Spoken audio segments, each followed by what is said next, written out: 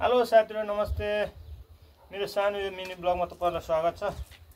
आज चाहिँ म र मेरो मिसेस चाहिँ अचानक अब आम्बापट्टि जाँदैछु।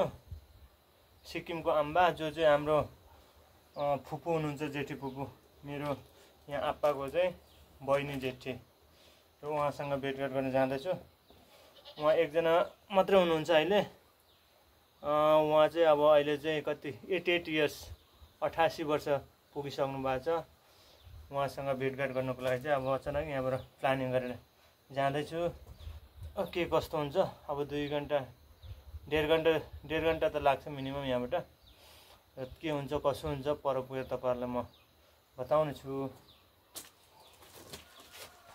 मेरो मिसेस चाहिँ निस्किसकेछ। अब म चाहिँ यहाँ घर ताला लक गरेर अब जानुको लागि तयार छु। अब चाहिँ साथीहरु फाइनली यहाँबाट निस्किनु लागि तयार छु। अब बाटोमा बाइक अब दौडिँदाखेरि अब भिडियो गर्नु मिल्दैन, तपाईहरुसँग अपडेट दिन मिल्दैन। तर पनि मैले कहाँ पुग्छ के हुन्छ तपाईहरुलाई म अपडेट दिँदै रहनेछु। मेरो मिसेस चाहिँ निस्किसकेछ, तल पर्खिरहेछ। मेरो मिसेसलाई पनि भेट्यो, यहाँ बाटोमा पिकअप गर्दैछ मिसेसलाई चाहिँ। र हामी जानुको लागि तयार छ। तपाईहरुलाई कहाँ पुग्ने के हो सो तपाईहरुलाई अपडेट दिँदै रहनेछु। बाई।